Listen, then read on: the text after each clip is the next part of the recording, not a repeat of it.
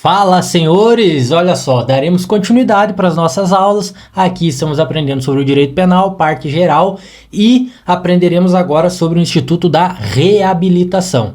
Então, sem perder o seu tempo, a gente vai direto lá para o slide. Olha só, senhores, a gente precisa entender, aprender que esse Instituto aqui da Reabilitação, ela visa ao condenado, tá, a garantia de ter as suas anotações criminais apagadas da sua ficha criminal. Ou seja, senhores, isso daqui é para limpar o nome, limpar o histórico criminal do indivíduo. Tá certo? Então olha já direto que o artigo 93 nos ensina que os efeitos da reabilitação alcançam quaisquer tipos de sentença, senhores. Pena privativa de liberdade, pena restritiva de direito ou ainda as de multa. E que, além disso, também alcança os efeitos secundários específicos, que são aqueles trazidos lá no artigo 92 do Código Penal, tá certo? Que fala da perda do cargo, função ou mandato, que fala da incapacidade do poder familiar e que fala da inabilitação para dirigir veículos, tá certo? Então a reabilitação é um bizu, senhores, é um bizu para o condenado.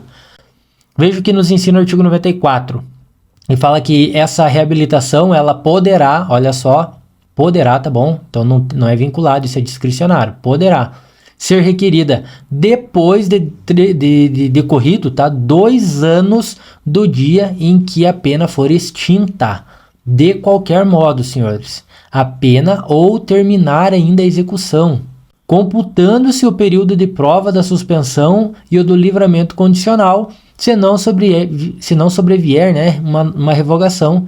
Então, desde que o condenado, primeiro, tenha tido domicílio no país no prazo acima referido, ou seja, é 2 anos, tá, senhores?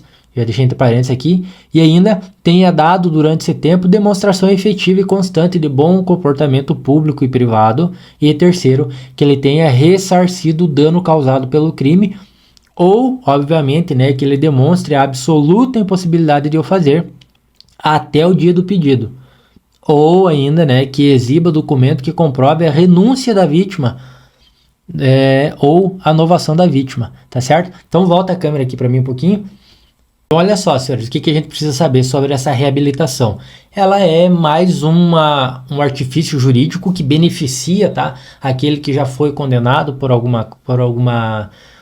ilícito, tá, e que da qual a pena que caiu sobre ele, tanto faz se foi uma pena privativa de liberdade, se foi pena restritiva de direito, se foi multa, tanto faz, a reabilitação se aplica para todo mundo. Ele tem o direito, depois de 2 anos de transcorrido, né, pago o que ele devia, isso incluindo lá o período de prova, tá? Lembra que a gente já falou do período de prova, que o sursis, enfim. Então, contabilizando aquele tempo ali ainda, ó, computando seu período de prova da suspensão e do livramento condicional, se não sobrevier revogação, ou seja, se ele continue pagando certinho o que devia, só transcorreu o tempo, fechou, tá? Passou o tempo, desde que o indivíduo tenha domiciliado no Brasil por 2 anos, ou ainda tenha dado durante esse tempo, o tempo que ficou de livramento condicional, sursis, enfim, e depois que finalizou, que pagou o que devia para a justiça, dentro desse tempo de 2 anos. Se ele demonstrou efetiva e constante melhoria, né, bom comportamento, tanto público quanto privado, e se ele ressarciu o dano causado, pronto, é o que basta para ele ter o direito da reabilitação. E olha só, se ele ressarciu o dano causado, tá bom, mas e se ele não puder ressarcir? Mesmo assim, se ele não puder ressarcir, senhor, se ficar comprovado que ele não pode, ou ainda que o indivíduo se recusa, né, renunciou à vítima, renunciou a receber aquele dano que ele sofreu, mesmo assim ainda o indivíduo vai ter o benefício da reabilitação sobre o seu nome, ou seja, de ter apagado dos seus registros o seu passado ilícito, tá? Basicamente é isso que funciona. Então agora, já que você entendeu que é a base, né, o início de todo esse assunto da reabilitação, a gente vai direto para os slides para continuar nosso aprendizado. Olha só, nesse quadro aqui, senhores, a gente vai ter uma visão melhor, né, de como funciona isso. Então olha só, esse direito da reabilitação poderá ser requerido 2 anos depois de extinta a pena, assim como eu acabei de falar, né? Tanto pelo cumprimento total da sua pena, ou no caso dele for receber algum benefício ainda, né? Do período de prova. Então veja só, vamos lembrar antes, tá? que a pena ela só será extinta após 5 anos de seu cumprimento, ok? Que é o tempo que o agente voltará a ser réu primário. Não confundamos uma coisa com a outra. Vamos resumir esse conteúdo aqui nesse quadro com esse lapso temporal aqui que a gente definiu. Imagine que existe o fim da pena, então transcorreu 5 anos, ou seja, acontece essa extinção da pena, né? Depois de 5 anos o indivíduo volta a ser réu primário, tá certo? A partir daí, vamos contabilizar mais 2 anos. Então, 2 anos depois, ele pode pedir a sua reabilitação, tá certo? E vamos ver o próximo quadro, o que está nos ensinando. Olha lá. Por óbvio, senhores, que dentro desse período não poderá ter havido a revogação do benefício do agente, né? Ou seja, se ele tinha algum benefício e ele aprontou de novo e foi revogado esse benefício, aí não tem o que se falar de aplicar reabilitação, tá bom? Então, veja a complementação aqui do artigo 95. Ele nos afirma que a reabilitação será revogada de ofício ou a requerimento do Ministério Público se o reabilitado for condenado como reincidente, né, por decisão definitiva a pena que não seja a multa. Bizu, senhores. O pedido de reabilitação é privativo do condenado, ou seja, só ele pode fazê-lo. Não tem Ministério Público aqui na jogada, tá? É o advogado dele pedindo essa reabilitação, tá certo? E mais um bizu aqui. Mesmo que o artigo nos conduza a pensar que se o agente receber uma nova condenação a PPL ou pena restritiva de direito, ele terá revogado a sua reabilitação, isso não é verdade, senhores. Porque somente, olha só, terá revogado a sua reabilitação se tiver nova condenação a PPL. Fica ligado nisso, fica ligado no que o artigo 95 está nos falando, tá? Vamos repetir o artigo 95, olha ali. A reabilitação será revogada de ofício ou ainda por requerimento do Ministério Público se o reabilitado, se ele for condenado, tá? Como reincidente por decisão definitiva, olha só, a pena que não seja de multa, tá certo? Mas esse bizu 2 aqui nos ensina que se o agente receber nova condenação a PPL ou PRD, ele terá revogado sua reabilitação. Isso não é verdade, senhores, porque somente terá revogado sua reabilitação se tiver condenação a PPL. Fechou? Então vamos para o próximo quadro. Dessa forma, senhores, está correto dizer que não cabe a revogação da reabilitação nos casos em que o condenado, né, receber uma nova condenação de pena restritiva de direito. Porque esse instituto ele não está lá nas hipóteses em que o sujeito seja reincidente. Outro ponto, senhor, importante é que não cabe pedido de reabilitação isolado. E o que significa isso? Se o agente cometeu mais de um crime em momentos diferentes, ele só poderá pedir a reabilitação depois de cumprido o prazo do último crime cometido, tá? Volta a câmera aqui para mim.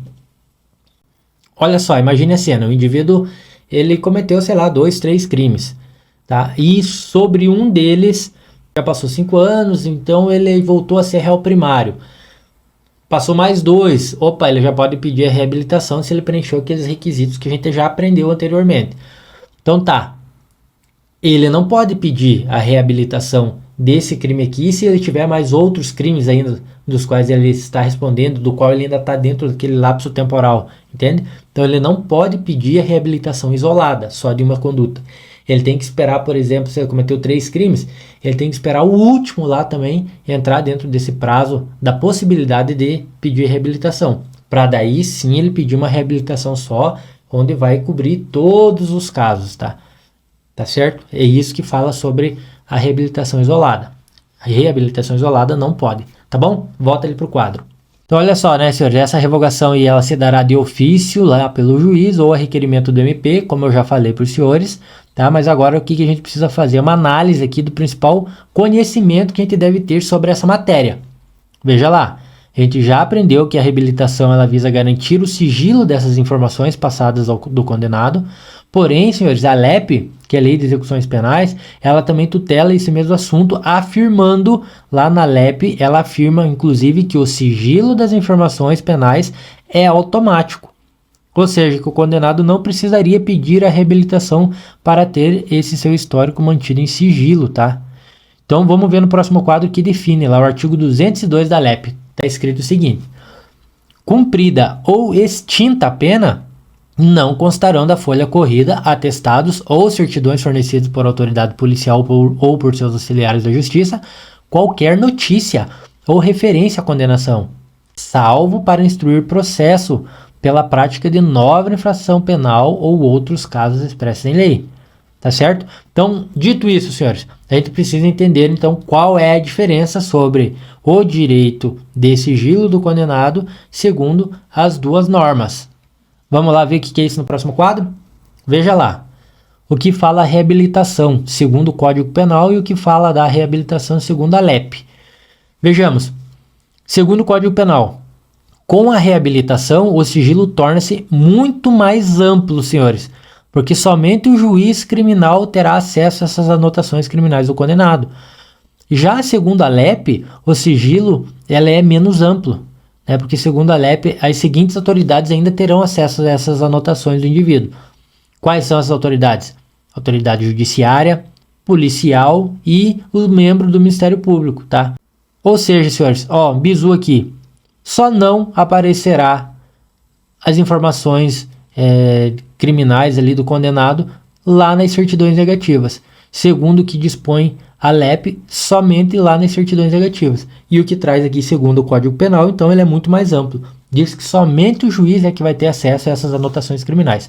Tá certo? Volta a câmera aqui para mim. Senhores, é isso aí. A reabilitação é isso aí. Você entendeu o que precisa, o que ela é, qual é o prazo que precisa transcorrer para depois ganhar o direito de pedir, quais são os requisitos que ele precisa preencher para pedir e pronto. Entendeu a diferença dessa reabilitação segundo o Código Penal e segundo a LEP? E fechou. Sobre essa matéria é isso, tá, senhores? Para não perder o costume, então, como sempre a gente faz, no final da aula eu já deixei algumas questões de concurso público das áreas policiais para vocês treinarem e ver como que isso daqui cai na prática. Tá certo, senhores? Aguardo vocês na próxima aula. Valeu!